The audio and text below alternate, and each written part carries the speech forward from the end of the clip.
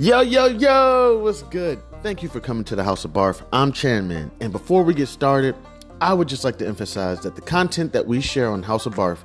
is for informational and entertainment purposes only. We are not financial advisors, and the information provided should not be considered as professional financial advice. Investing and financial decisions involve risk. It is crucial to do your own research or consult with a qualified professional before making any financial choices. The opinions expressed on House of B.A.R.F. are of our own and do not reflect the views of any organizations that we may be affiliated with. Please remember that past performance is not indicative of future results, and the financial landscape can change rapidly. Always conduct thorough due diligence and seek financial advice from a financial advisor tailored to your personal needs and circumstances. By listening to this podcast, you agree that the host and in the future, if we have any guests, are not responsible for any financial decisions you make as a result of the information presented on House of B.A.R.F. Now let's dive into today's episode. Yo, yo, yo! What's good? It's Chairman House of Chandlerghayes. Oh, changed it from B.A.R.F. So, I told y'all before. So, I've been working on TikTok, Spotify for podcasters,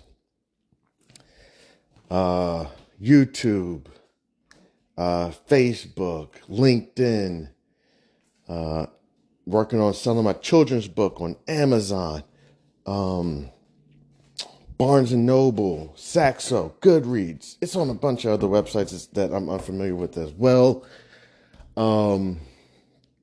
Just working on a few different things, and I was okay with leaving everything as Chanman, the podcast, because I I enjoy doing the podcast, and I kind of wanted to keep it separate from everything else, because, don't want to confuse those groups of individuals who are like, whoa, who's Chandlerghayes? The guy with the smile and the children's book, and then who's this Chanman? He's using obscenities and saying inappropriate things on this podcast, and we were confused. So I said, you know what? I'm going to go ahead and put everything under Chandlerghayes right now, and for the time being, until we get everything taken care of, and eventually it takes off. And then I can go ahead and go off to Chanman House of B.A.R.F. But for my day ones, y'all already know Chanman House of B.A.R.F. all day. B.A.R.F. stands for Business, Accounting, Regulation, and Finance. So for those new people who are like, oh, we want to check him out. We want to check this guy out. And they're looking at, what is all this barf and throwing up emojis? Yuck. Ew. What is that about? Well, the podcast is Chanman House of B.A.R.F. So let me explain this, because I will admit to y'all, something is going on, okay? Something is going on with my podcast and the algorithm, all right? I mean, my impressions are up. I don't even know the percentage. It's up from, let's just say 30. Impressions were always kind of high. Those are always I don't even know exactly what an impression is. I'm pulling up the laptop right now. I haven't even went TikTok live in about 2 or 3 weeks. The impressions. So if an episode had approximately, let's say anywhere between 2 to 20 plays, an episode, impressions were probably between let's say 60, to 100, something like that. Here, so one moment. Let me go ahead and pull it up. And I haven't even given out my shout outs in a minute. So let's go ahead and take some time to shout out the new audience members that have been showing up lately. I appreciate it. I'm pulling it up right now. Spotify. I'm going to my computer. Spotify for podcasters. My Google's been switching up so much lately that it doesn't even have me logged in and I don't even be remembering my username and password. Let me handle this up 2 seconds. All right, got it pulled up.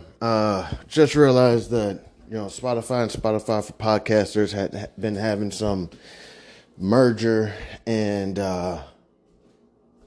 it was under an old email address that I use. So yeah, I'm gonna get that all fixed up. But yeah, so got the information pulled up, and I just want to say I appreciate everybody. I don't even gotta say anybody or everybody no more. You know what I'm saying? I just gotta say everybody, because I mean, I really do appreciate what y'all been doing over these last 30 days. I mean, let's just say 30 days ago, what was the impressions? Let me see what the impressions were. Again, impressions. Actually, the impressions went down a little bit, but like approximately 30 days ago, it was about 67 impressions a day. Went all the way up to about 136 impressions, and now it's down to about 52 impressions. But I wish I could go back. Let me go back like 90 days. Okay. It doesn't do the impressions the last 90 days, but the impressions are up substantially. I mean, I probably would have maybe, 120 impressions, every 30 days, something like that. Now the impressions are up to approximately 2,000 every 30 days. Impressions based on the Spotify. And listen, this is just Spotify for podcasters audience. Analytics, analytics for the Spotify for podcast audience. This does not even incorporate, again, as I've stated, the podcast, what I prefer to call the conversation with y'all, is, on 6 different platforms. Let me pull that up real quick. It's on, again, Amazon Music, Apple Podcasts, Castbox, iHeartRadio, Radio Public, and Spotify. So the analytics I'm looking at is specifically for Spotify for podcasters audience. Now it just merged into Spotify, so I think it's just going to be Spotify. But I can, as a podcaster, I think you can go back and forth between both of them, something like that. I'm not sure how this is going to work. Let me see. I think I have to exit, and then I can go into the Spotify for music. So back to the analytics. I just want to say thank you so much for everybody who decided to stop by and kick it with your mans. I appreciate it. So as of right now, the episodes are at about, I thought I saw it was higher than that, but it's at approximately 3 plays per episode. I actually thought it got a little bit higher than that. We're at approximately 850, total spins, which has been tremendous. Let me think. We started off the year with approximately 600 spins. So the goal was to get to about, I believe, 600 spins again. And we're about 5 months in, and we're at approximately, was that 242? Okay. So we're getting there. Things are going. We still got a whole nother half of the year to get, we're at about 242, which, would hope that it'd be about 300. And then, we have the whole second half of the year to get another 300 more spins, so that we at least meet last year. And by the end of the year, have about 1,200 spins total, which would be exciting. If not, we can surpass that, which would be awesome. Audience members in the last 7 days is approximately 46 new audience members. Now, these aren't followers. Followers, I have about 2 followers. Somehow I started following myself again. So one of those followers is me. I thought I removed myself as a follower, but I went back and looked and I saw it and I was like, oh, I'm still following my own podcast. So it's me and it's another buddy of mine. I know who it is, that started following my podcast, and I appreciate it so much. But even plays, let's just go 30 days ago, approximately April 17, 2024. On April 17th, 2024, I had 0 plays on my episodes. Let's move it up. Today, today, I've had 16 total plays.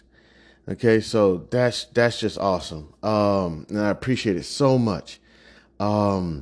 Impressions, Spotify home, in the last 30 days, 76 impressions. And let me read what an impression is.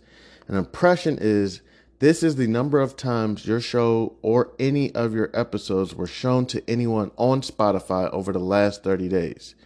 Okay, so this is, again, on Spotify, somebody who looked at one of my episodes and somebody who maybe shared it with somebody on Spotify. Spotify search, 1,627 in the last 30 days, and Spotify library, approximately 15. Now, one thing I have to admit that I'm very proud about is I really just went quasi-public, on different tiers. So I would say October 2023 is when I really started, getting my Facebook up, my TikTok up, my YouTube up. I would say January 1st is when I started kind of like posting. Now I always had my LinkedIn up, but I really was never posting. I have to give credit to a sales and marketing team. I believe they're called GHA Marketing, and I believe the individual that reached out to me was Gualami. And yes, they may have been trying to sell something, their marketing package, but I have to admit, they kind of gave me the energy to say, hey, look, we need to see more from you before we offer you our marketing package. And I said, okay. That was back in January. We were supposed to speak in like April. I didn't reach out to them, and they didn't reach out to me, which is fine, because I still don't have all the funds that I need to, purchase a marketing package. But they said, we noticed a few things. You're not all over social. You're hard to find. You're nowhere on social media. You're not on YouTube, anything like that. Your episodes are inconsistent. Seriously, the last time I posted was probably May something. I'm not even sure when the last time I posted a new episode. Let me see if I can find that out real quick. The last time I posted a new episode was, one moment while I pull it up. All right, it's pulling up right now. Last time I published a new episode was May 6th. So 10 days ago. And then before that, it was April 30th, then April 25th, then April 13th, then April 12th, then April 2nd, then March 14th. So one thing they said was there's such inconsistencies in your posting that audience members don't know when to expect you. Now, on the other end, I've created in the last year approximately about 1,100 hours of podcast material. So another reason for the inconsistencies is that there's so many episodes out there that have 0 plays, 1 play, 0 plays. I'm like, you know what? There's so much material out there. Let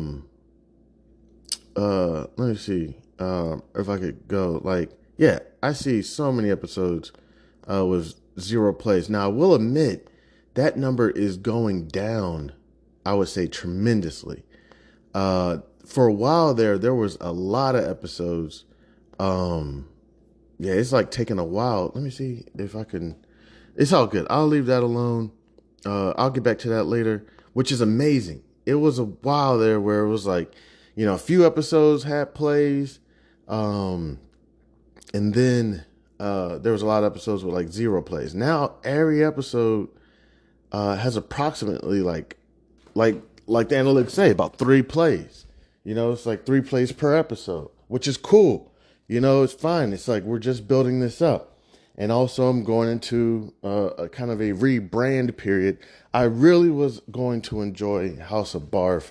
I really wanted to enjoy it. It was kind of a place for me to have fun and let loose and just relax. And in a sense, let my hair hang down or something like that, put my hair down. It was a comfortable spot for me. I didn't have to think about the episodes, and you could probably tell. I did it again, literally just rolled out of bed and said, you know what? I haven't posted on Spotify for podcasters in a while. And I said, hey, I need to hit record. Wells, it's like, my brand is changing, it's shifting to a point where I'm having a larger audience, So instead of what I've done before in the past was I've completely deleted episodes, and then would start all over. You know what I'm saying? This time I said, look, the point of B.A.R.F, besides being a house that people can come to discuss business, accounting, regulation, and finance, and just have a good time. There's no subscription. There's no contribution that you have to make. I don't even think I think I lost listener support a little while ago. I had listener support, but then I guess the show dropped off so much that I lost listener support. So I don't even have listener support ability. I don't have a subscription. It's literally just a place, a home that I create for people who enjoy business, accounting, regulation, and finance, and say, hey, look, I want to stop by and kick it with my man Chanman. And I always say the door is wide open. Feel free to come and go as you please. And while you're here, feel free to grab yourself a plate and a bev, and let's have a good time. We don't always have to make business, accounting, regulation, and finance such a topic like that. That's hence where B.A.R.F comes from. It's like anytime I've noticed and experienced that somebody had to come and get their finances discussed or anything, they're just like, no, I am not interested in doing that right now. One thing that frustrates me so much is, let's just say, for example, you link up somebody with a financial advisor. You're like, hey, I noticed that you haven't dealt with your finances in years, and I think it's something that you may want to take a look at. And what happens a lot of time, people don't want to do it with you. They want to do it with somebody else, which I think is one of the most, I don't know what that is about people, but it's okay. I understand you don't want to do your do any consultations with Chanman. I'll admit, I'm not the guru. I'm not the expert, but I get it. You know what I'm saying? And you want to do it with somebody who you feel is more confident and more, elaborate or on the topics or whatever it is. Okay. That's another thing I enjoy about doing B.A.R.F is that it's like, if I get a word wrong, so what? Now y'all don't understand. If I get a word wrong, it's very possible I could get a message from someone saying that, hey, you used this word incorrectly. And it's like, oh my gosh, with the audience kind of growing, it's like, man, and seriously, y'all have no idea where I was trying to take B.A.R.F, but it's cool. We're going to work on it. I'm kind of going to stay in the realm of Chandlerghayes, this guy, that people kind of want. Yes, it's stressful. Here I've been talking for about 20 minutes. What we can do real quick is we could take a quick break.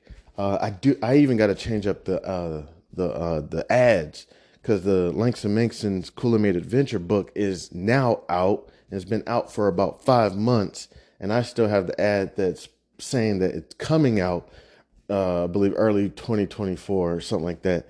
So I got to change that up. And then I got a financial consulting / therapy company. I like to call it Fin Therapy. I got to do a commercial for one of those. So I'm going to work on that as well. So we'll take a quick break. I appreciate everybody. I love y'all. It's Chanman, now Chandlerghayes, House of B.A.R.F / Chandlerghayes. We'll get that all figured out, okay? Let's just keep moving, and let's not get wrapped up around all the intricacies of whatever it is. All right.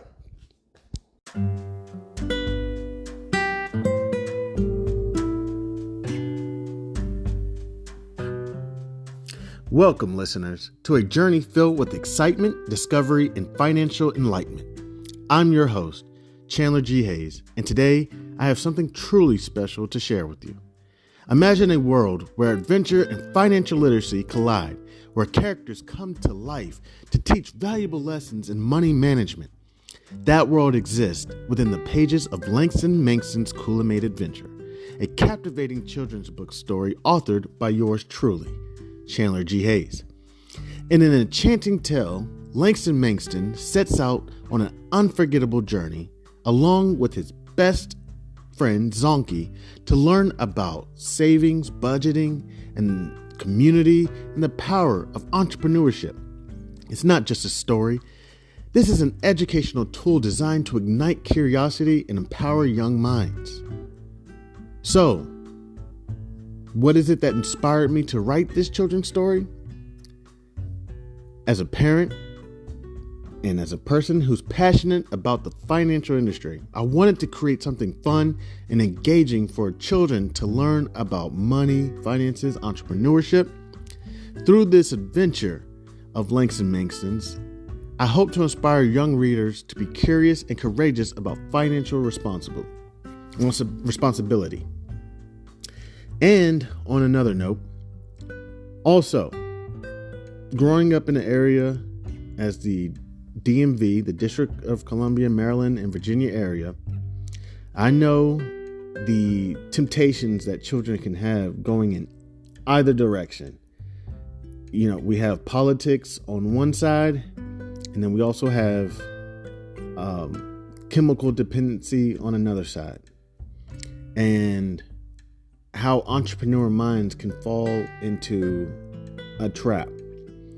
So, in order to inspire children to also think about entrepreneurship in other ways, this is also what Langston Manxton's Cool-A-Made Adventure is about. So, thank you for tuning in to this episode. Don't forget to grab yourself a copy of Langston Manxton's Cool-A-Made Adventure. And please stick around to join us for the rest of the episode as well as the next episode. Langston Manxton's Cool-A-Made Adventure is available on Amazon, Barnes & Noble, Goodreads, and Saxo.com. Also, it is available on a lot other platforms, so please check it out. I appreciate all of y'all. Love y'all. Chandlerghayes.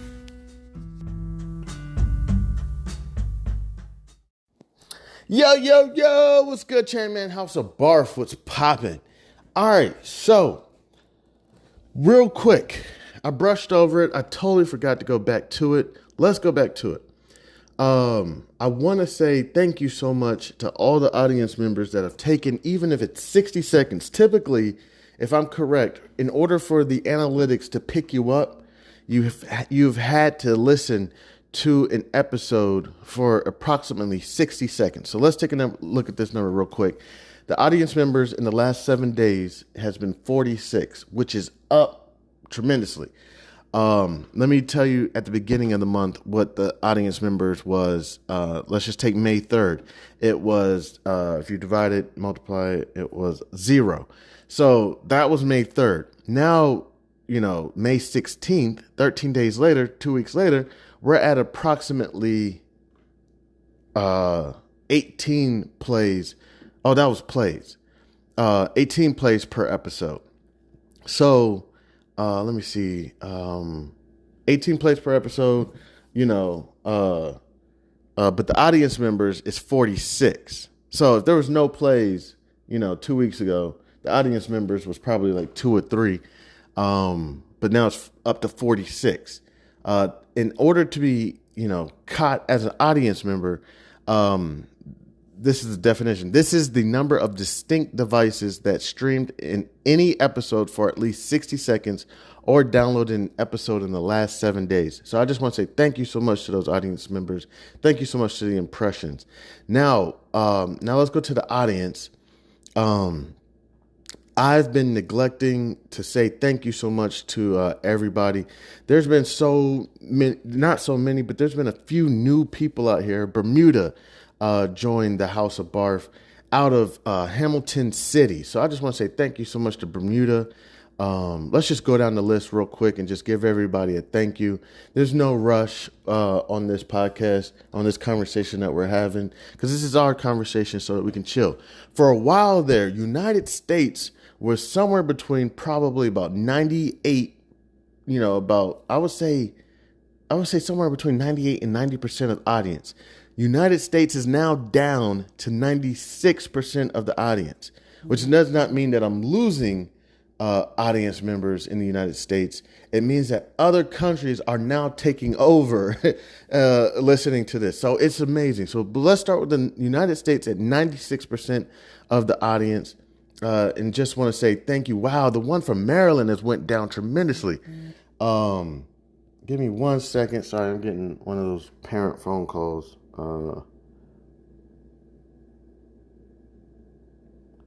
Okay. All right. It just, I just got a reminder that after school activities and, blah, blah, blah. Okay. Maryland, that was, I would say 67% majority of the time. Maryland is down to 63% of the audience. Not saying I'm losing Maryland audience. It means I'm gaining other listeners from around the country not around the country and as well in the United States. So Maryland still at top 63%. Maryland's holding me down. That's my hometown. You know what I'm saying? So I guess people are like, man, that wide nose, look at him over here trying to become a celebrity. No, I'm not trying to become a celebrity. I'm not trying to become famous. Okay. If I could explain, there's this parable in the Bible or story or something. Don't quote me. Okay. Where there was like these 3 kings or something, or people about to become kings, and God granted them with talents. And like they did different things with their talents. You got to look it up. Okay. Don't quote. One of them buried their talents. 2 of them went out and did things with their talents, something like that. And when God came back to check on them, one had built like a city or something, or something like that. Okay.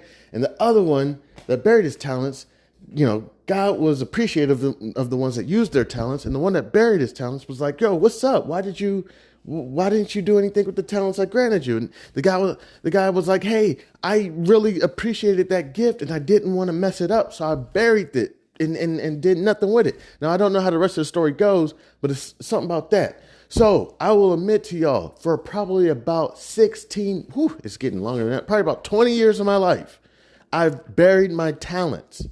My talents of socialization, not saying I'm the best socialist, you know what I'm saying? Bringing joy, not saying that there's not no people out there that I want to fuck up their faces, okay? But bringing joy, socialization, I enjoy math and that's what, got into finances and business and entrepreneurship and even accounting and now regulations. I know a little bit more about. I'm following off because I haven't been keeping up with the latest FINRA and SEC rules, but going through these various things, just discussing these things. And I'd probably say for about 20 years of my life, I've buried my talents. And I have to give credit to my ex-spouse telling me that, because I tell you, I was on a journey to move to my goal. I was probably going to try to do Montreal or Quebec or something like that, and just go hide out, learn French, bonjour, my chérie, or whatever, and kick it. Just kick it. Probably, hang out under Chanman, you know what I'm saying? And you probably say, like, dude, what are you in witness protection? Nah, it's nothing like that. It's just that, everything associated with Chandler, I've kind of gotten tired of. You know what I'm saying? All the feedback and criticisms from everybody, always breaking my back every damn day. I get tired of that shit. I just say, hey, you know what? I'm going to go to Chanman and I'm going to kick it in Quebec and have my cognac with my Canadian French people and who knows what else, maybe, a little cigar here and there and go listen to some jazz and just kick it. Like my man Bernie, rest in peace. And then my ex-spouse was like, you pussy. I was like, what? What? How did you get that out of that? Like, how could you do that to people? I'm like, what do you mean? How could you just move to Quebec, have a great time? I was hoping to take my spouse and my child at the time and have a great time. I said, why I want to raise them in America? America been treating us like shit with the taxes and the police brutality. At the time, there was approximately 2 black males unarmed between the ages of 15 and 55 that were dying per week at the hands of police.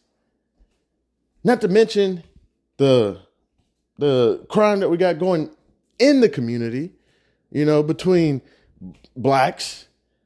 I'm like, listen, my child at the time was a black male. I was like, hey, listen, I'm about to take the advice that people have been saying for years. If you don't like it here, why don't you get out the country? Or what they say, go back to your home. Well, I wasn't going to go back to Africa. I mean, I was going to say, I want to do Canada. You know what I'm saying? I heard some really good things about Canada, the diversification, and this just upset my ex-spouse. I'm like, what the fuck? Why do you think I'm a pussy? She's like, you're just going to let everyone out here just rot and die because you're too scared to share your talents and go against whatever the status quo is. And I'm like, what in the world? I'm trying to protect my boy and you take it as I'm trying to run away from a problem. It's like, so that's when I was like, you know what? Oh my goodness. Okay. So I gotta admit, that was told to me probably like 3-4 years ago when we had that conversation. And it was like, no, you get to run off and you know how to trade your stocks. Not saying I'm the best, but if with the right opportunity, I could probably bring in enough to cover bills, and then it could probably grow from there. You know what I'm saying? If I trade correctly, and I don't have to worry about too much, I could probably bring in maybe a couple $1,000s a month, with the right capital, without the stressors of life. Because living in America, I mean, seriously, cost of living, let's just say, is $21. And the amount that we make per hour minimum is $7.50 or something like that. I know they're going to try to move up to 15 if they haven't already. I think it is 15 now. But let's just say the cost of living is $21 per hour and we're making $15 per hour. We're still $6 behind per hour, so, and let's not talk about, how much of that is going to black and brown families. It could possibly be less than that, and then how much is circulating in the black and brown communities, so it gets really tough. So that hit me and I went back to work and kept working. But that stayed with me. If I had to say that anything other than my 2 beautiful children, that came out of that was, okay, I can't just got to go back to Harriet Tubman. She obviously knew her way to Pennsylvania. I know this is terrible, or wherever she was going. Was it Pennsylvania or Canada? One of them, right? She knew her way. Now, what if Harriet Tubman? This is why people say she's such a gangster. This is like, you gotta put your mind in this mindset. If you haven't already, I'm sure we all have. Think about this. You know your way to Pennsylvania, the place where black people are able to be free and affluent. And you take your ass back to the South. Not once, not twice. I can't remember how many trips she made. 19 trips, 20 trips, something like that. Put yourself, that's like you escape Alcatraz or Rikers Island. And all the brutality and abuse and everything that's going there. And it's wrong. And that there's some individuals in there that ain't built for it. Not even built for it. They're innocent. They didn't deserve this. And you break back in. And you not only once, you do this multiple times. So I had to say, oh my goodness, you're right. Okay. I do have these talents of financial literacy. I'm not saying I'm the best. I'm not no Dave Ramsey or some Tony Robbins or Gary Cohen. I'm not these. I'm not these guys. I'm not. You should be making $400,000 a year. I'm not nowhere near that. Matter of fact, I just picked up a serving job. I've been out of work for about a year. All right. So I'm sitting around and I'm I'm sitting at a bar, I'm chilling, and I'm probably just watching the NBA playoffs. And an old buddy of mine walks in and is like, "Hey, what's going on? How's everything going?" I'm just like, chilling, chilling, chilling. Just still working on, this. And I had a couple of my books next to me, and I just got a children's book published, and I'm just working on selling those. And um, there was a couple ladies sitting next to me on my right hand, my buddies on my left hand, and then the ladies, they're like, "Hey, can we get a couple of those copies?" I'm like, "Yeah, sure." And I'm like, "Yeah, just working on this." And he's like, "Oh, cool. Well, where are you working?" And I'm like, "Well, actually, I'm in between jobs." And he's like, "Yo, how long you been in between jobs?" I'm like, "For like a year now." And he's like, "Yo, why didn't you call me?" And I'm like, "What are you talking about?" He's like, "Dude, I could have got you a job like that." And I was like, he's serving at the restaurant. I was like, dude, it didn't even cross my mind. And I'll tell you, one reason why it didn't cross my mind was because I thought I would have had a job by now. So you say, well, you thought you had a job by now, you could have picked something up real quick. Yet sometimes this is what happens. You get interviews, and I wanted to be available, and I thought it was only going to take probably like 3 to 6 months to find a job. Didn't know it was going to take a whole year. And it's like, man, you could have just started. So how you been paying your bills? Savings, blue savings, retirement, all that gone. And it's like, dude, you could have started working here a year ago and took time off. Trust me, I'm not trying to put this out there, man. You got these teenagers, dude, they do it all the time. And I got to understand that's not my mentality. I'm like, if I get this job, I'm going to be, make sure I'm dedicated, make sure I build up enough, rapport and equity to take days off and whatnot. It's like, man, if you only knew these teenagers these days, these young adults, they're on something else. Like 40-hour work week. Yeah, right. Like working Friday, Saturday, Sunday ain't going to happen. Start a job, quit in 5 minutes, happens all the time. I'm like, what? That's not me at all. Like if I get this job, I'm gonna at least try to put in 32. You know what I'm saying? That's like what I would consider like part-time, like I would say like 32. All right. First serving role, 32 to 40. I'll try to put that in. And I wish I would have started it. So I was like, all right, cool. I'll start up with this serving gig. Hopefully it'll bring in enough income to bring in some bread and start trying to pay these bills and just get moving with life. You know what I'm saying? And start moving forward. Good news is this is a blessing in the sense of I got a job that's going to be paying me. The restaurant be popping, and the restaurant could give a shit less, couldn't give a shit less of what I'm doing on the outside. They don't care. We didn't even talk about it. I didn't even bring it up in conversation.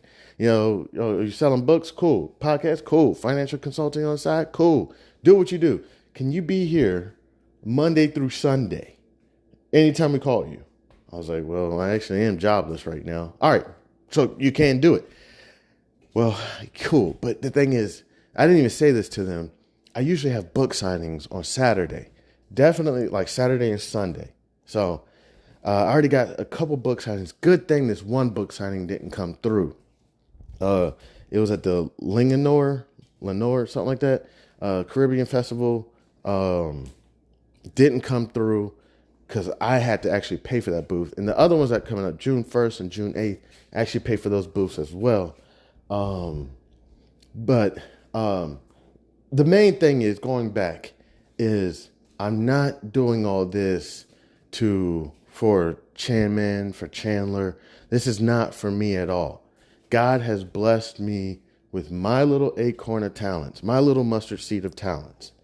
And I have a duty and an obligation to God, myself, and my brothers and my sisters to utilize these talents the best I can. And the reason why I don't care about competition or about me being the expert is because something I heard Wallow say is that we're building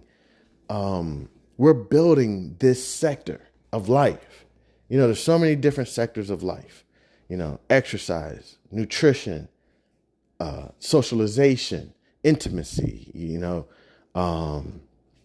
religion, spirituality, technology, so many different aspects of life.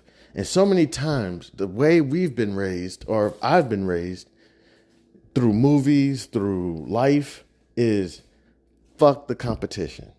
Fuck them in the ass. Fuck them raw. Fuck them hard. Fuck them all. That's just the way we were raised.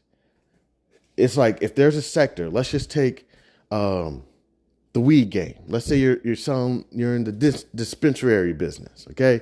You got a dispensary. The way I was raised, let's say there's another dispensary in the area. What is the initial concept on that theory?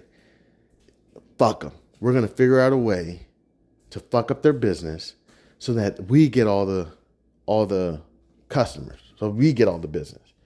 Well, as I've gotten older, there's a couple different things I've learned. Is that competition is great. Consumers typically will consume as long as there's another option in the area. If there's not another option in the area, typically that one business will not get all the business. Typically, people may try to figure out a way to do it themselves. And then they'll go to the one business. You know, if you're the only burger shop in town, typically people will stop going to your restaurant. Yes, you're getting the business because you're the only burger shop in town. But when the next burger shop opens, somehow, some shape, some form, your business takes off and their business takes off. It's because people love options. Now, another thing about options, when I've grown up, is people do not like a lot of options. People like, between 3-5 different options. So if you have a restaurant and you have a restaurant with 300 different items, not saying that you won't flourish. I'm not saying that. A lot of times people will get overwhelmed and end up just wiping off their hands, throwing them up in the air and saying, I'm done. I can't do this. They got 3, 4, 5 different types of salmon. I didn't know you could teriyaki a salmon. I didn't know you could barbecue the salmon. You could grill the salmon. You could fry the salmon. I didn't know this. And instead of just saying, you know what, let me just go with the grilled salmon, they say, you know what, I'm out of here. I can't do this. It's too much. And I don't get that concept because I'm like, look, actually I do get it. I get it a little bit. So one day I walk into a kava.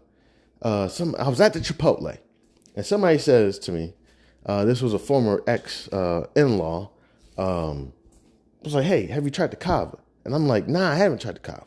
Come to kava. So the line was kind of long. That's another thing is the line was kind of long. And normally I'd get a menu and stand outside or something, but I was with someone and I didn't want to make them wait. And so next thing you know, I'm just like, you know what? I'm just going to go to Chipotle and I'll come here another time. You know what I'm saying? Because when I walked in the kava, they're like, what kind of greens would you like? You want a regular? You want spring mix? You want lettuce? What do you want? And I'm like, oh, that's a lot of different lettuces. The grains, the quinoa, do you want the, whatever. And I just was like, this is a whole lot for me right now.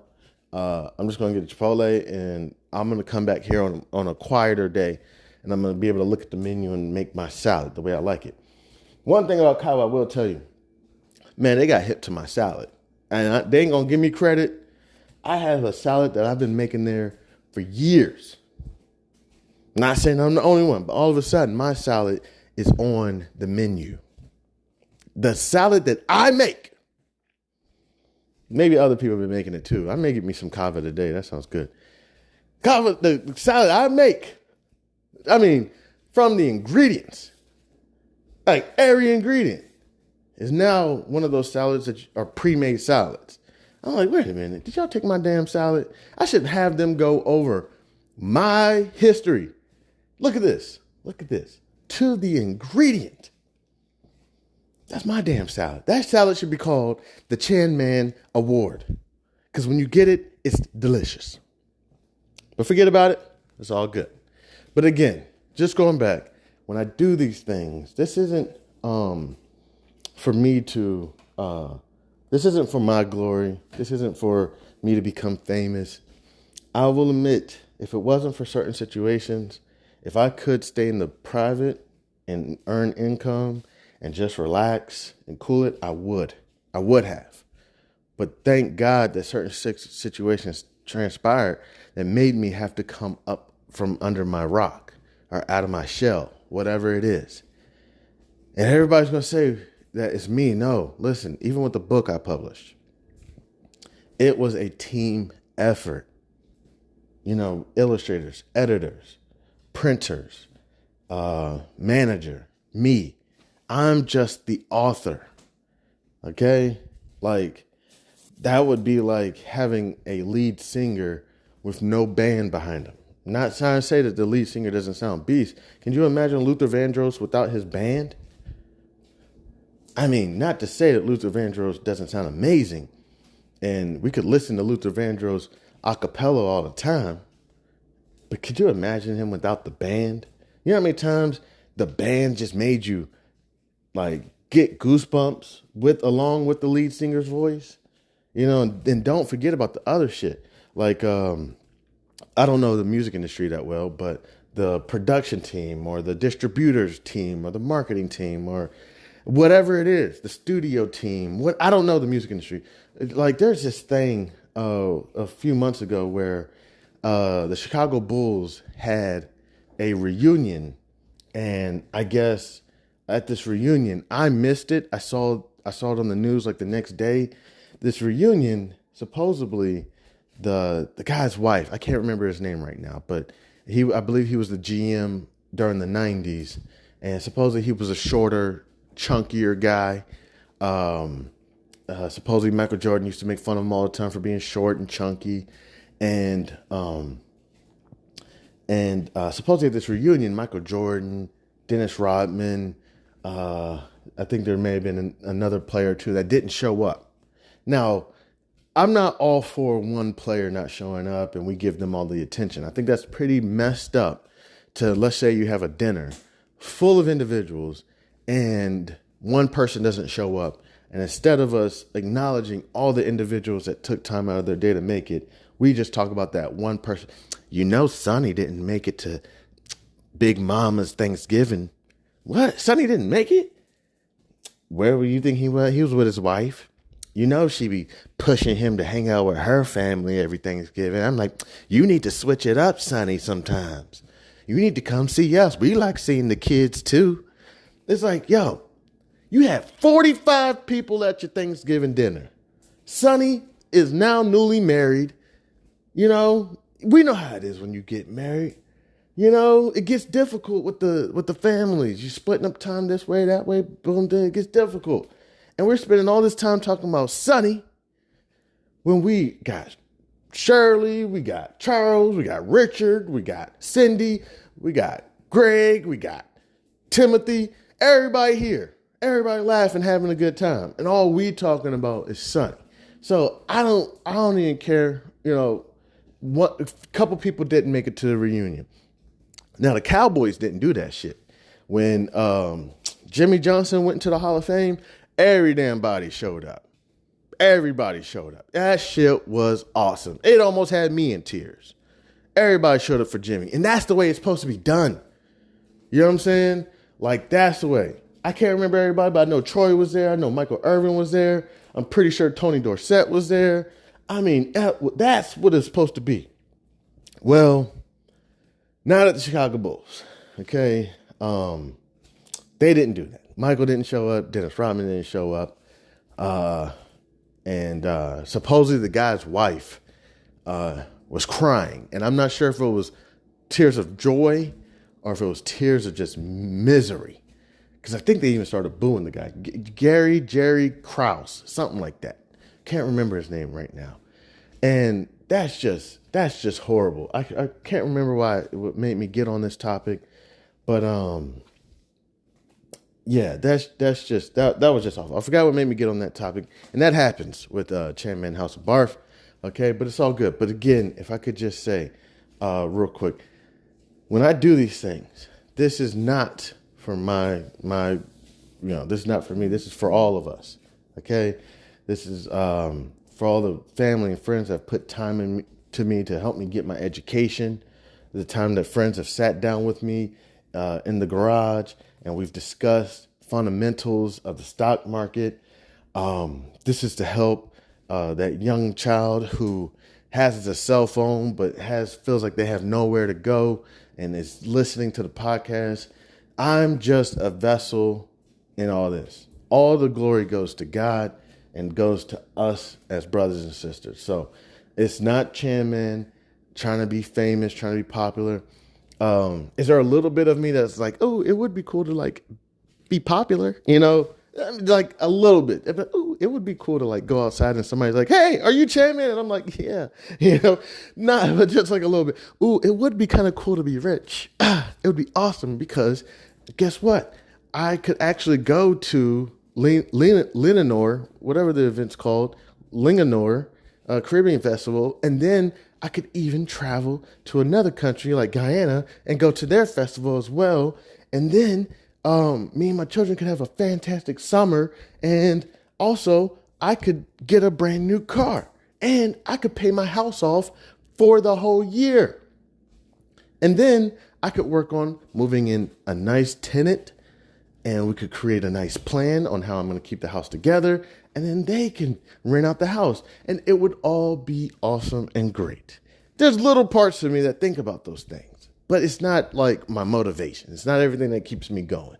Okay. Cause honestly, I would say 97% of me enjoys my privacy. 3% of me would be like, wouldn't it be nice to just be able to go outside and, some pretty lady, so they're like, hey, are you Chad? I'm like, yes, actually that is me, or being able to pay my bills on damn time.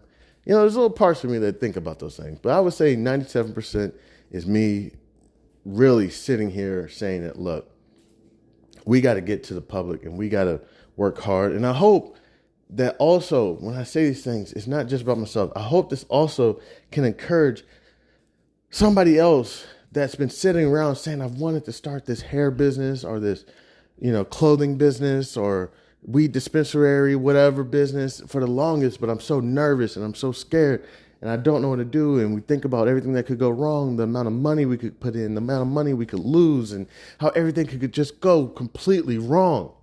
Okay. Yes, I think about it too. That's why I'm so proud. And I'm actually supposed to be in a meeting right now with my entrepreneurship group that I joined. And that's why I enjoy being around them so much. I really do. Because I get to listen to their experiences and everything that they've been through and how they've gotten through it. And some of them are not over it. They may be making money, but they may not be over their hump yet. Because when you start bringing in a lot of money, other things happen. So they still could be in arrears on anything. And it's just wonderful to hear about these expenses and experiences. I meant to say experiences, my bad. It's good to hear about the expenses as well and the experiences and trials and tribulations of entrepreneurs. Not saying that, I don't want to hear it from anybody else. That's not what I'm saying at all. It's just that I'm trying to become an entrepreneur, and it's just wonderful to hear about experiences from entrepreneurs as well. I could be wrong about this, but so many times we surround ourselves around individuals that have no intentions of being entrepreneurs. They may want to be day traders, so you could, a lot of these people get kind of hybrid titles because of what they do. So they may want to become day traders. Or something like that. They don't want to work anymore. Or they may want to do hair, but they don't want to open up a shop per se. They just want to do hair, pay the bills. They have their set private clientele. Still wouldn't really, I would call that more self-employed. Still not entrepreneurs.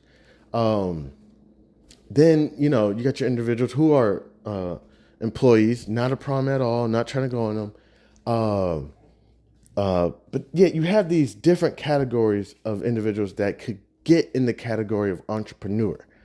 So if you're trying to become an entrepreneur and you're listening to someone who's a day trader and you want to tell them that, hey, I want to go out on my own and start my own company. I want to be like you. I don't want to have to go to work. You're going to listen to somebody who's self-employed, not knocking it. Okay. They're going to give you a different perspective. Now, entrepreneurs, if I had to say, are kind of like problem solvers of the world to an extent. Just think about it as, and I'm just making this up, think about it as the doctors of the economy. We see problems. If entrepreneurs could make a little bit of money, not talking about all entrepreneurs, make a little bit of money and solve world problems, entrepreneurs would.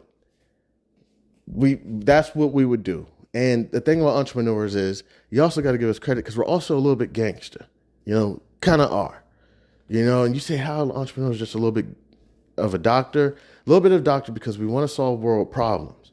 See, a day trader, somebody who wants to do hair to pay the bills and whatnot, they could go into the entrepreneur field because they could have opened up a little business for themselves to pay. But if something happened to their hands or whatever, they weren't able to do hair, they really weren't trying to solve a world problem or a regional problem or local problem. They weren't really trying to say, you know what, we have an issue out here of hair products or the quality of hair taking a strain on young Black, white, Asian, Hispanic women. And we got to figure out a way that we can get their hair done at an affordable cost. That's more of, I would say, an entrepreneurship perspective. I just want to be able to not have to go to work and pay my bills on time. So I'm going to start doing hair. Now, you could start off one way and go into another. You could start off as an entrepreneur and then end up self-employed.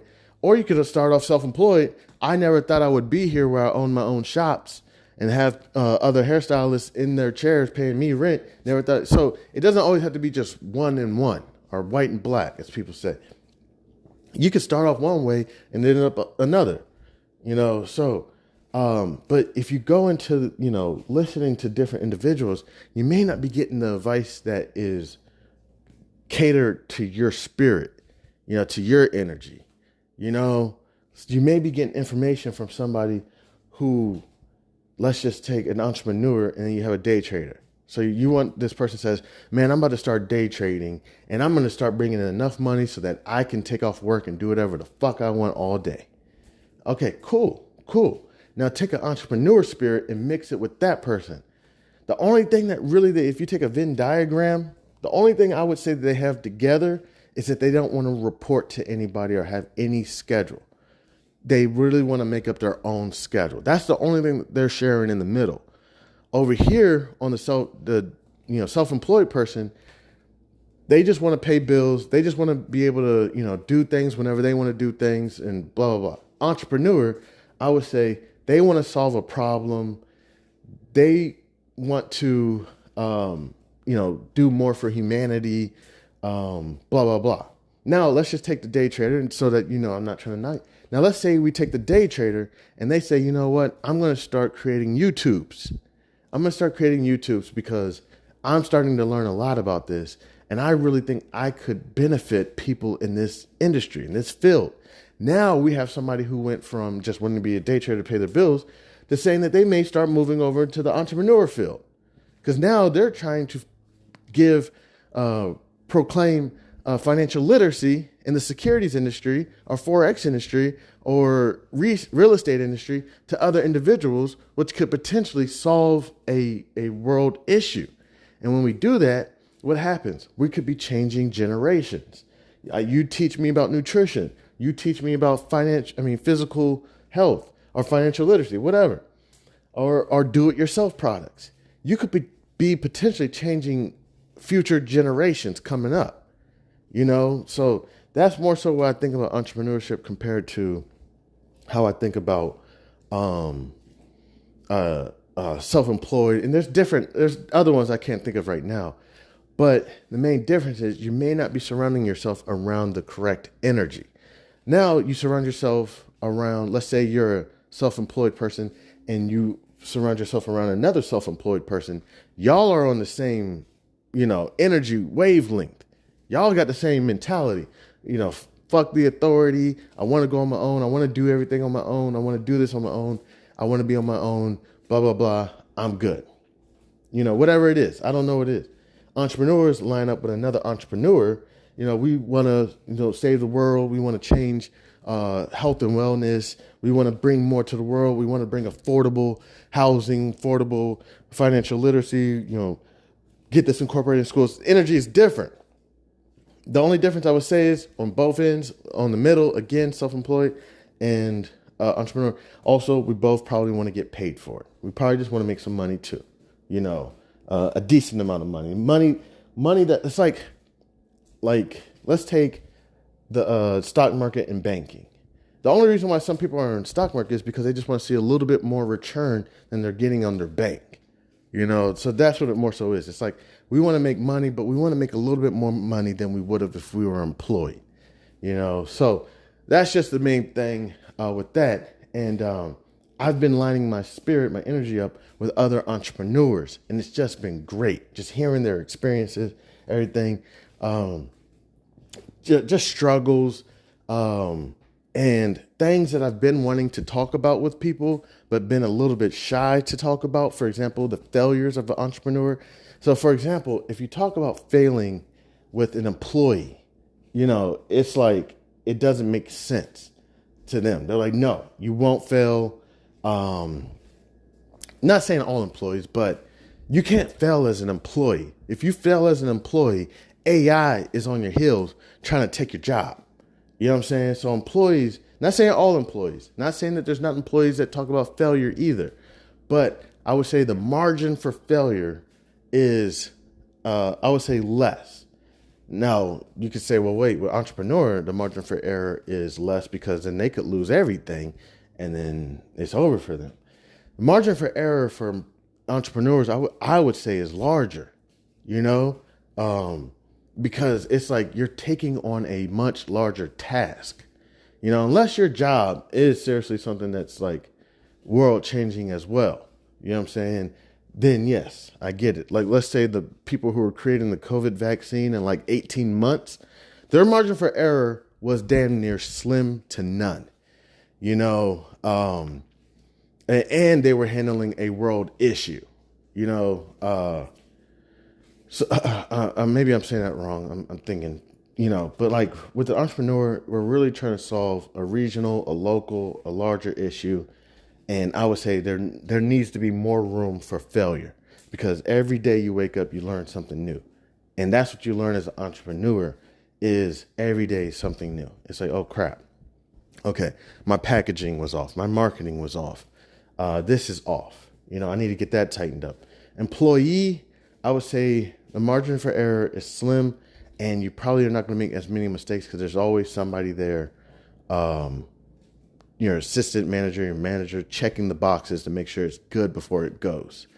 Now, entrepreneurs, another thing about an entrepreneur, I would say one thing real quick, the difference between an entrepreneur and self-employed is that a self-employed person, if I'm correct, does not want to answer to anybody anymore.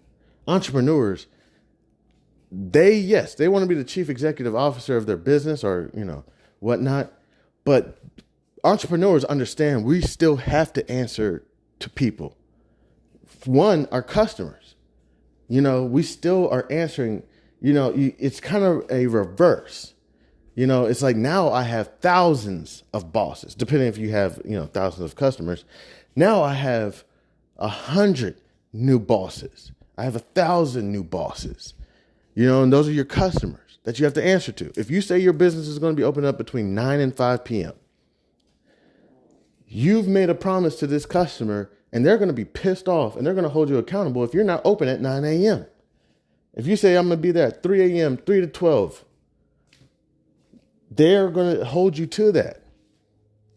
So now you not only went from having one boss or 4 bosses or 6 bosses, however many, now you went to having hundreds of bosses because you want to meet all those demands. So entrepreneurs really don't, it's not so much, I don't want to boss anymore. It's just more so, I want to serve my bosses, instead of being like, I don't know, like a slave to my boss, so it's just a little bit of difference. I'm not even sure if I'm saying all this stuff correctly. But yeah, we could take another quick break.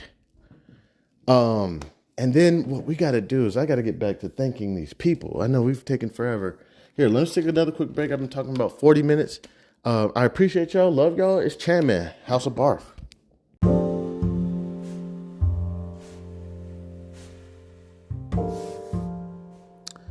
Greetings, listeners, to a space where financial worries transform into opportunities for growth and healing. I'm Chandlerghayes, and today I have the privilege of introducing to you a company that I started and that I'm excited about with the grace of God and support from family and friends. This is a game-changing force to be reckoned with in the realm of financial consulting.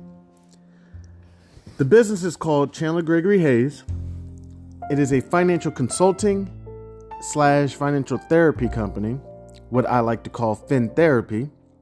This is a beacon of hope for families navigating through the complexities of money management.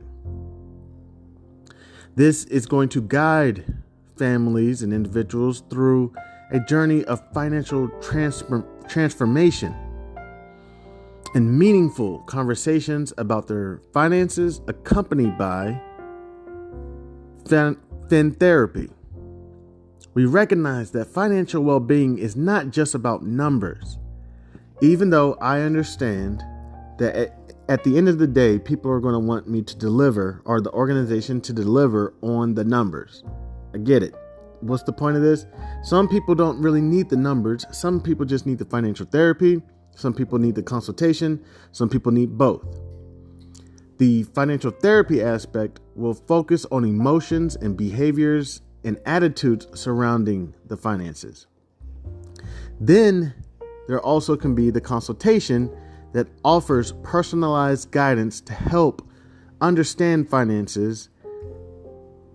And then the fin therapy can also help address on a deeper psychological aspect of money management. This will help grow families and individuals overcome financial struggles, as well as bringing on, hopefully, financial harmony. This is a compassionate approach to finances. Whether you're facing debt, financial conflicts within your family, or simply seeking to enhance your financial literacy, Chandlerghayes is here to support. So, take the first step. Schedule a 60-minute meeting with me. Right now, I'm a team of one. You can find my calendar on Calendly.com. It's Chandlerghayes@gmail.com. You should be able to find my schedule. Book a session. First session is free. We sit down. We take the step to creating a brighter financial future and embarking on a journey of financial empowerment. Thank you so much for taking the time to join me. Please enjoy the rest of the episode, or please come back to enjoy the next episode. I appreciate it. I'm Chandlerghayes. Enjoy your journey on financial well-being. Yo, what's good? It's Chanmanhouseofb.a.r.f. I tell y'all, when I start these things, I have nothing to talk about. Then I end up talking for 2 hours. So that's just what happens. I have no idea what I was talking about. Even with the entrepreneurship, self-employed, I think it kind of even got a little confusing, went off a little bit. Main thing was the margin for error for entrepreneurs and the margin for error for employees. Why I think the margin for error for entrepreneurs is larger is only reason I would say is because they're taking on a very tall task. You know what I'm saying? And there's going to be a lot of mistakes. You know what I'm saying? And also, there's no employee handbook. There's no performance manual. There's nothing created. You're literally trying to take something out of your head and create something. Now, the only reason why people are so tough as entrepreneurs is because, one, you put so much money behind your project that you're like, I can't fail. Two, I have a family. Another thing is, I just quit my job. So it feels like your margin for error for failure is less. It's 0%. Where I would say, no, not so much. Because you're creating something out of air, there's going to be so many different things that come at you that you can only get through experience. Same thing with an employee. But with an employee, I would say their margin for error is less because there's so many things. Unless you're starting a new department even if you're starting a new department, okay,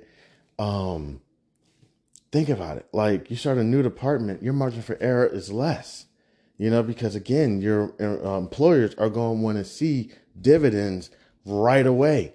They don't want to have to deal with somebody that's going to take them time to grow. They don't want to hear it. They don't want to see it.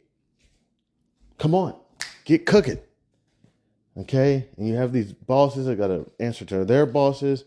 So that's one reason why, I think I got kind of confused there a little bit, but that's why I would say margin of error for entrepreneurs is larger. You're taking on so much. Not saying that employees aren't, but again, you're always answering to somebody whose job is also on the line. With the entrepreneurship, yes, your business is always on the line. But another thing is you have a bunch of different bosses you can get feedback from, that you can learn from. I just think, I think the thing is with entrepreneurship, entrepreneurs are so tough on themselves is because they feel like they can't fail. They're not supposed to fail. When actually you're going to fail more probably than anybody. You know what I'm saying? Yeah, I could be wrong about it. But let's get to the point where we're thanking our my audience members. Our audience members, but the people who are listening to Chandlerghayes, formerly known as Chanmanhouseofb.a.r.f. All right, Maryland, 63% of the United States. Okay, this is the United States. Maryland, 63%. Thank you so much to my fellow Marylanders holding it down from the west side to the east side. West side is like Beaver Dam. East side, where I'm southeast, out here in PG. Southern Maryland, Northern Maryland is what, like Frederick? Yeah, that's like Frederick. That's like Northwestern. Yeah, shout out to all my Marylanders. I really appreciate y'all. I love y'all. Y'all know it. Next up, Virginia. I love me some Nova. Northern Virginia, Alexandria, Arlington. Arlington's a little bit further down. McLean. Appreciate y'all. Southern Virginia. Appreciate y'all too. The Richmonds. I don't even know what else other major cities out there. I really do appreciate y'all. District of Columbia. Oh shit. This is what I call my big bros. District of Columbia. Love my people out of DC, man. I really say that they pretty much give Prince George's County our swag. Whatever DC does, whenever DC sneezes, Prince George's County catches a cold. So let's go to Maryland real quick. I didn't even realize I could click on this a little bit more. All right. So majority of the audiences is out of Lanham. 67% of the people out of Maryland is out of Lanham. Appreciate that so much. The next group of people, Bowie, Maryland, where I went to high school. Thank you so much. Annapolis Junction, out there near Fort Meade. Appreciate y'all. Baltimore, holding me down. Appreciate y'all. I will say to Baltimore, I think y'all get a bad image. I understand your economy and everything is low, probably one of the lowest in the United States, but really, people from Baltimore are really some cool ass people, and people from DC too. But Baltimore, I really think get a bad image, and it's something I'm like, man, I don't think that's cool. Right now, Baltimore has a dollar house program going on. I think that the catch is that you have to have approximately $90,000 in your bank account. You can get a house for $1.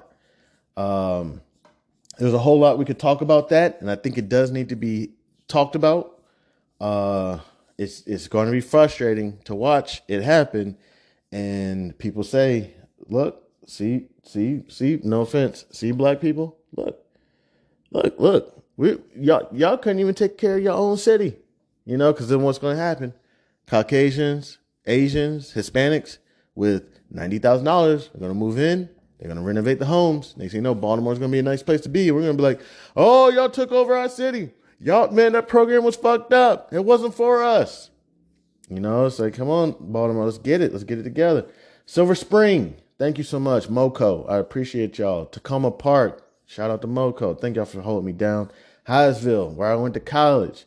Out there in Hyattsville, Maryland, which they call it College Park, but it's really Hyattsville. All right, Virginia. Yeah, we're just going to take our time. There's no rush. Alexandria. where I say my personal preference, I'd say some of the most beautiful women are in Alexandria. It is a I don't even know what to call it. I mean, Caucasians, Africans, East Africans, West Africans, Asians, it's Hispanics. Nova is just Alexandria. Isn't that after King Alexander? It was Alexandria. That's what it is, man. It's just like it's like a nice little kingdom out there, man. Gotta go get my charger. My computer's about to die. I like Alexandria. The McLean area, it's just a nice area. The only thing I would say is if you don't know where to go, most spots close down at like midnight. If you know where to go, you can find a couple spots that maybe stay open till about 2. So, Fairfax. Wow. That's amazing that Fairfax is holding me down, considering the fact that Fairfax is one of the most eclectic or fluent communities in America. I'm not talking about in Maryland. I'm talking about in America. I mean, Virginia. I'm talking about in America.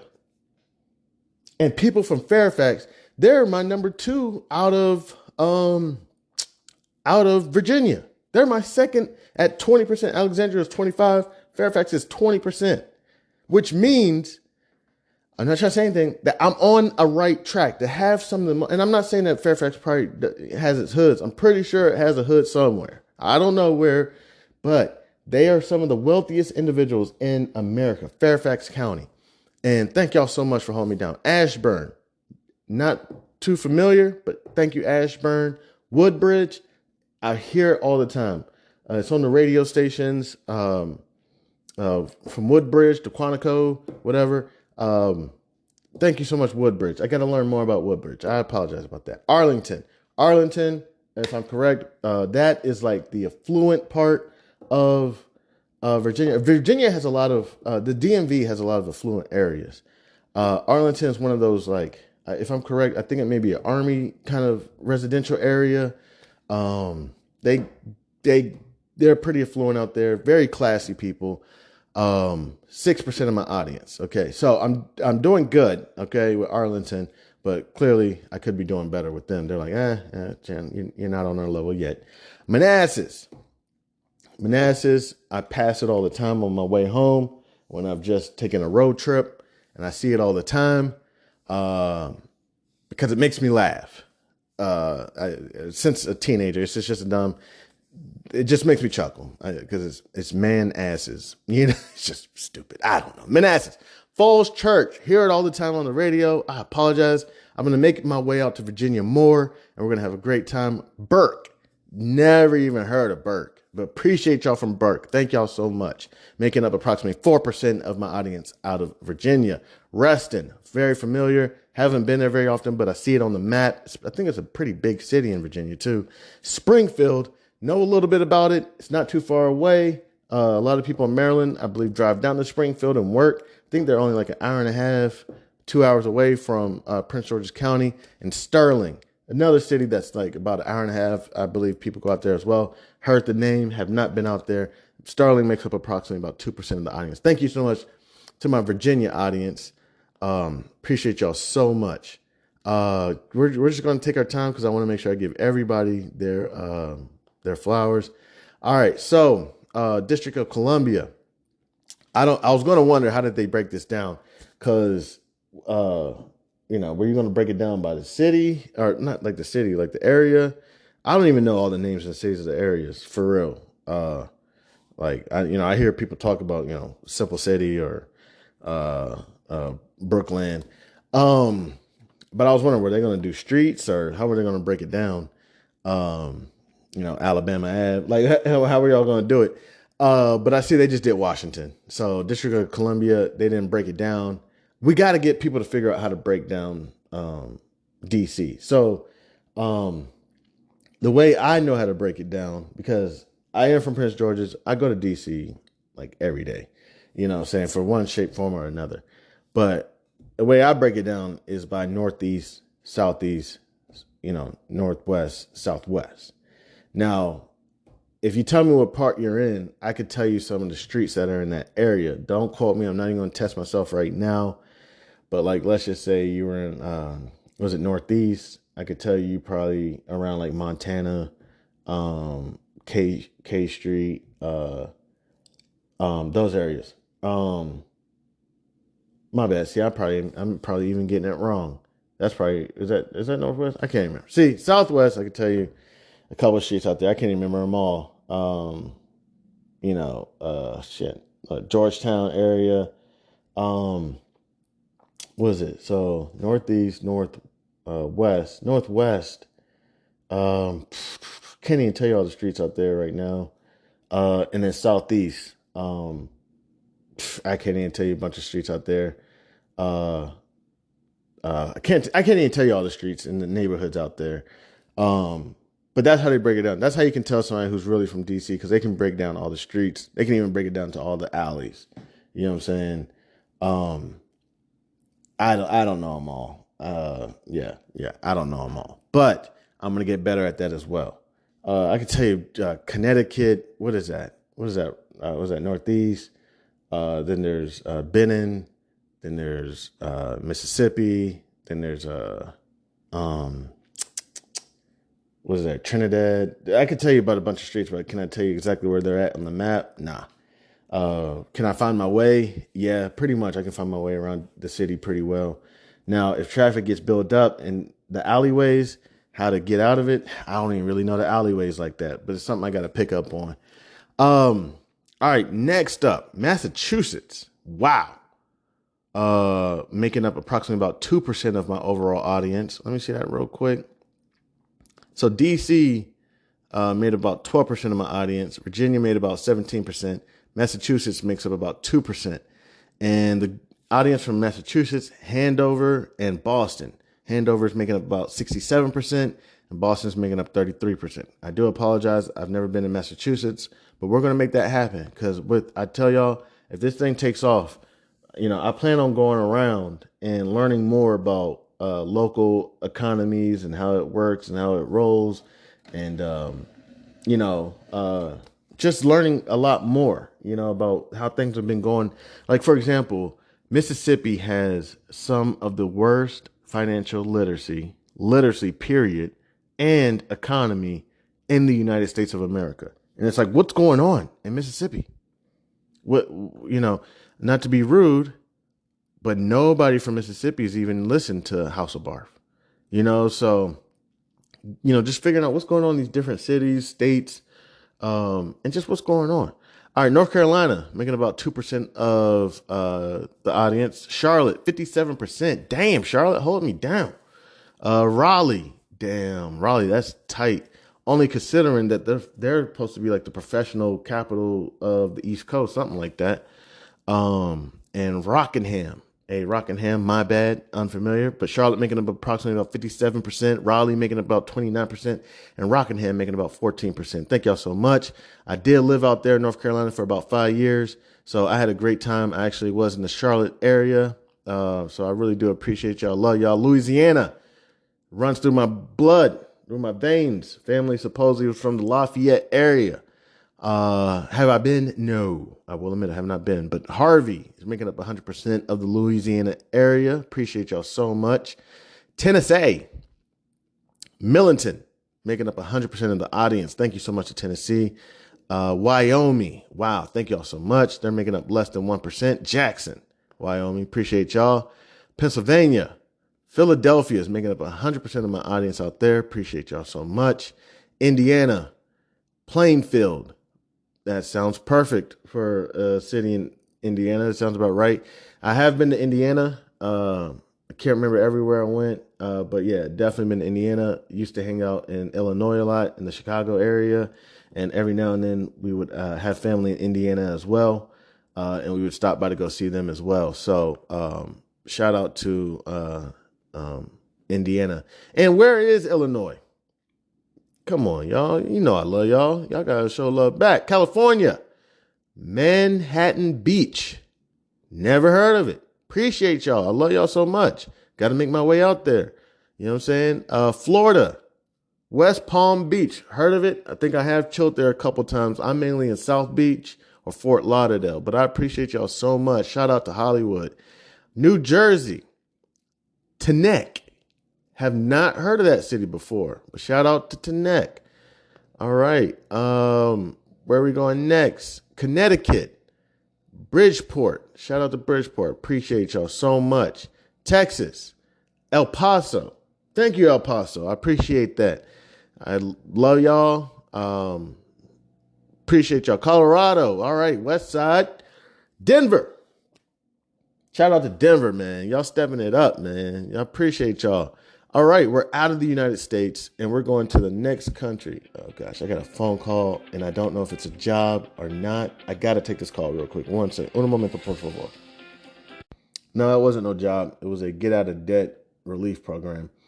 Germany's next up on the list at approximately 1% or less. Land Berlin, Bavaria. Yep, that has not grown or changed from Germany. That's cool. Both of them 50%. Appreciate y'all. Canada. What's going on, Canada? Ontario. That has not changed much. Still Ontario. Hong Kong. Central and Western District. Thank y'all so much out there. Hong Kong. Australia. Victoria. That has not changed much in a couple months. It's just so those must be the same people, and it just hasn't changed much. Maharashtra in India and Karnataka. Appreciate y'all so much out of India. Love y'all. United Kingdom, England. Appreciate y'all. France, Nouvelle Aquitaine. Appreciate y'all so much. That's actually my man Gualami from the GHA Marketing. Japan, they didn't listen long enough to acquire the analytics. Switzerland, Basel, Landschaft. Appreciate y'all so much out of Switzerland. Love y'all so much. Finland, South Korea. Appreciate y'all so much out of South Korea. All right, Bulgaria, Sofia Capital. Appreciate y'all so much. South Africa, Guanting. Appreciate y'all so much out of Guanting. And let's go. Last but not least, Bermuda, Hamilton City. I appreciate y'all so much. I just want to make sure that I give my flowers, my love to everyone who stopped by and kicked it with your mans. Y'all are getting my plays up. You're getting my listens up. The goal is to get sponsorship. Okay? So, a couple things we're working on. Langston Mankson's Cool and Made Adventure. It's been published for about 4 or 5 months now. It literally was like, there was one copy that was published December 31st, 2023, and I sold it to an individual. I did. So they have the one copy that was sold December 31st, 2023. The next year, January 1st, the brand new copies came out and they all had the 2024 date. So it was literally published like January 1st, December 31st, January 1st. It is now May 16th. So it's been about 5 months now that it's been published. We've managed to get out probably somewhere between about 200 to 300 copies. We're doing a fantastic job. Online sales are picking up. By online sales picking up, what do I mean? There was a time where there was 1, 2, 3 per month. Last month in April, we were able to get approximately 12 books sold online. Those are fantastic because if I can get those people to leave reviews, this gives me the opportunity to be able to do book signings and get my book into more established entities such as libraries, things like that. What they want is a lot of reviews and more established bookstores. They want a lot of reviews. They want a lot of purchases. They want to know if they put this book in their stores that it's not just going to be sitting on their shelves. Now, the only thing that I'm kind of like, why do you care? Is because with my book, there's this thing called a buyback, something like that. Or essentially, if my book does not sell on your shelves, my publisher or me or whoever, we will buy it back. You can return it. You know what I'm saying? And this is the thing about the book business that I was kind of like, what? That doesn't make no damn sense. You buy the book, you put it on your shelves, you promote it, you sell it. You know what I'm saying? That'd be like, You know me. I like to talk to my trap stars because I care about my trap stars so much. My young entrepreneurs that just don't know. That'd be like you go to your plug, right? You go, purchase your weight, and then the weed or whatever is terrible, and you say, "Man, this weed is terrible. I can't sell this shit." And then your plug be like, "All right, I'll buy it back." You know that is not how it works. That's not how it's gonna go down. You can't do that. No. If you know what, if I was a plug, I would do that. I would honor that. I say, so I gave you 28. What you got now? Man, I got like 26 because nobody wants this. It's not moving. I'd say, you know what? Buy back. Because that's the kind of plug I'd be. You know what I'm saying? Keep the show going. Keep the show moving. All right? We'll figure out what we got to do with that. Okay? That's not how it works. But in this book business, there's a program basically like the buyback. If the bookstore cannot get that book sold, then they can essentially return it and we'll buy it back. So I'm like, what is with y'all not wanting to take the risk of putting my book on your shelves? I've reached out to different individual stores. I will admit I've slowed down a little bit because I've been busy with other things. Whatever it was, applying for jobs, taxes, book signings. It's gotten a little bit slower. And also I've been going to a lot of entrepreneurship, social events.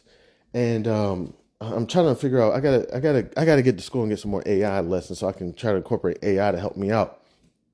But I'm just like, look, I understand there's a lot of different book owners out there. There's a lot. Once you know how when you drive, I don't know, a car, now you see it all around. Like when I got a Honda, now all I can see on the street are Hondas.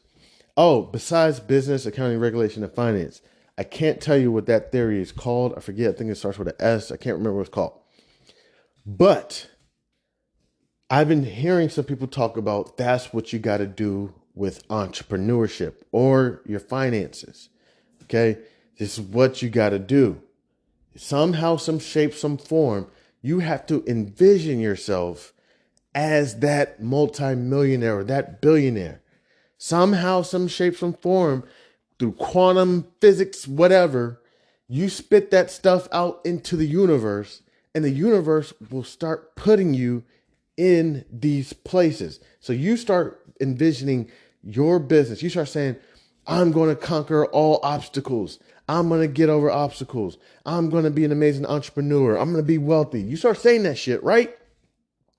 You start believing that shit, and that shit goes out into the world. Guess what the universe is going to bring you? Other entrepreneurs who are multimillionaires, who are successful. You're just going to attract that energy. And next thing you know, you're going to start figuring out ways to get over humps. So that's kind of, I forget what that theory is called. But yes, that's how. So for example, if you want to be an entrepreneur and all you think about are problems, the government, taxes, bills, divorce, whatever it is that comes to your business, guess what you're bringing to your business? I don't even got to say it. It was a rhetorical question. But for entertainment purposes only, we can go down it. If you start your business off and you live in fear and you always talk about being broke or not being the David Ramsey or the Tony Robbins or the Gary Colberts or Cohens of the financial industry or different things, or my partner is going to divorce me or whatever, guess what's going to happen? You're going to have an unsuccessful business. You're going to be broke. You're going to get divorced. You're going to get your car repoed. It's amazing, this theory, because to an sense, I think I did that. And the world gave me what I asked for. It's almost like the world is neutral. It's like, it's not bad. It's not good. It's not positive. It's not negative. It's neutral. And whatever energy you give it, it's like, here you go.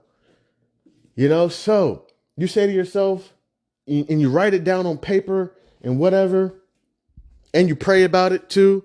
I'm not trying to take anything away from Jesus or God. I know people say on the internet, do not bring up Jesus or God on your podcast or on your shows because it will offend a bunch of people and they will hate you. All right, cool. Sorry. Hate me. I'm just one guy, man.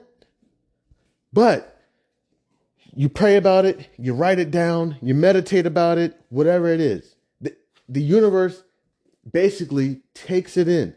Now you'll start seeing opportunities. You'll start seeing solutions to your problems. If you say, I'm going to be a great problem solver, next thing you know, you're going to start seeing solutions like, oh, wow. I don't even know how to describe it. Okay, so it's kind of like, again, going to the theory of you buy a red car. You never had a red car before, you buy a red car.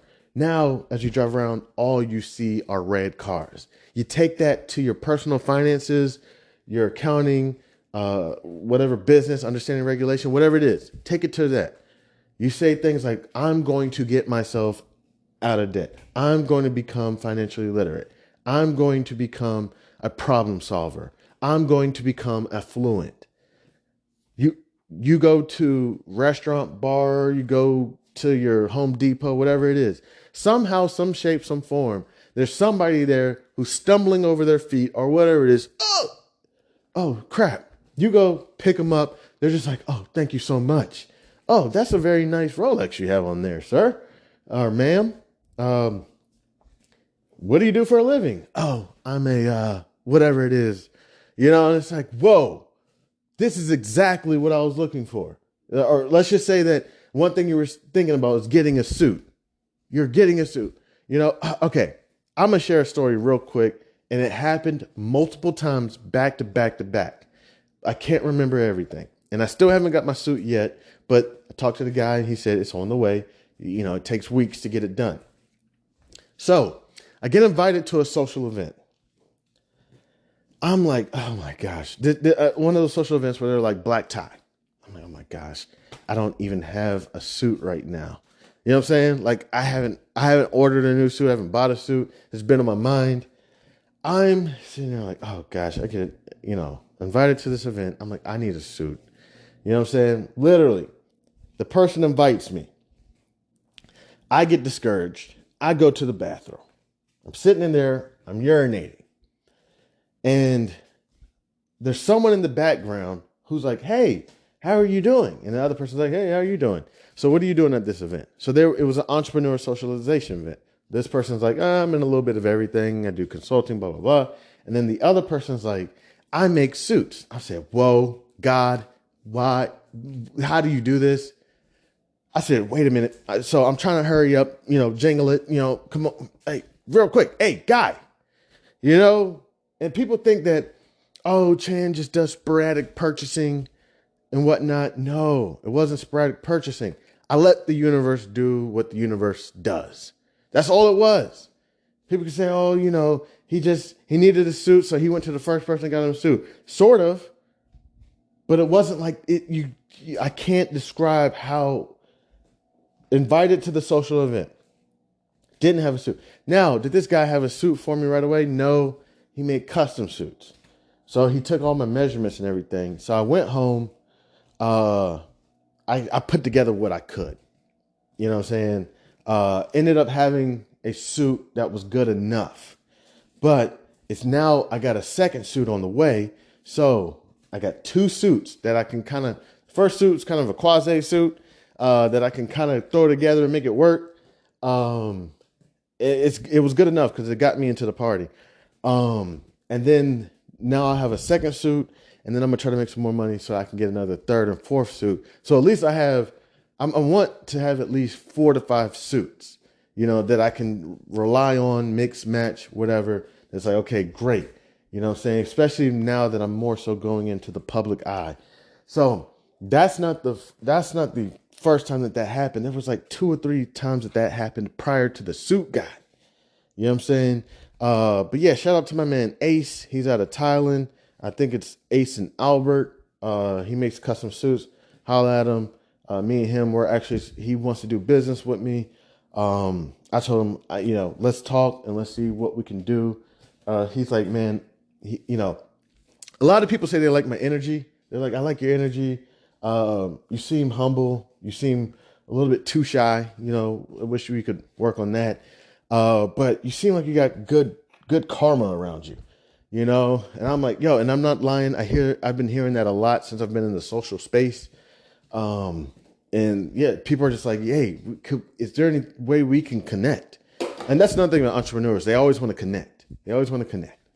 So, but they don't want to connect with everybody because everybody doesn't have good energy around them. You know what I'm saying? I tell them all the time, that energy you're feeling, that's just God. That's the God in me. You know what I'm saying? I've been beaten, battered a lot. So a lot of that sunshine that should be, radiating is kind of like, kind of been suppressed by me, by the host. I've kind of suppressed it because I'm kind of like, man, I don't want everybody to see it because a lot of people get jealous and angry. And the next thing you know, you get, people that just hate you for no reason. So I've kind of suppressed it and I've learned how to kind of like fly under the radar. But lately, I've just been letting my light radiate. I haven't been suppressing it. A little bit. I'm still suppressing it a little bit, but not as much as I used to. I'm like, let it do what it do. All right. I can't keep doing this. So just been meeting a lot of different individuals that would like to, work on things together. So working with that. So yeah, but also the entrepreneurship group. It was odd. I told you about the job. I can't, that I should have did that a year ago. But even the entrepreneurship group, going around selling books, met somebody who was like, hey, you should join the entrepreneurship group. Said, cool, joined it. I'll tell you more about that story. And just I got a couple more of the stories. I can't remember them all right now. But that's about it for right now. There's a lot more I could go on. I'm talking going on. It's getting close to about 35 minutes. I appreciate y'all. Love y'all. I think there's too much more. Kind of forgot what I was touching on, but I appreciate y'all. I'm about to go ahead and wrap this up. I may come back. Y'all know I'm inconsistent with the conversations.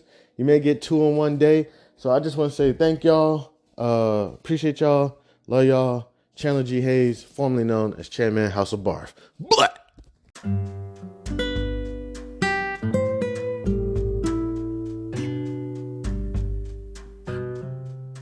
Welcome, listeners, to a journey filled with excitement, discovery, and financial enlightenment. I'm your host, Chandler G. Hayes, and today I have something truly special to share with you.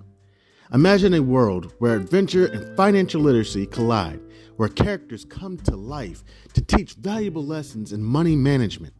That world exists within the pages of Langston Manxton's Cool-A-Made Adventure, a captivating children's book story authored by yours truly, Chandler G. Hayes.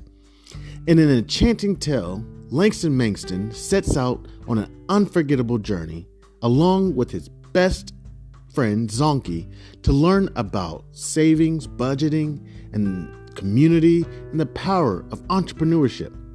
It's not just a story. This is an educational tool designed to ignite curiosity and empower young minds. So, what is it that inspired me to write this children's story? As a parent and as a person who's passionate about the financial industry, I wanted to create something fun and engaging for children to learn about money, finances, entrepreneurship. Through this adventure of Langston Manxton's, I hope to inspire young readers to be curious and courageous about financial responsibility. And on another note, also, growing up in the area as the DMV, the District of Columbia, Maryland, and Virginia area, I know the temptations that children can have going in either direction. We have politics on one side, and then we also have chemical dependency on another side. And how entrepreneur minds can fall into a trap.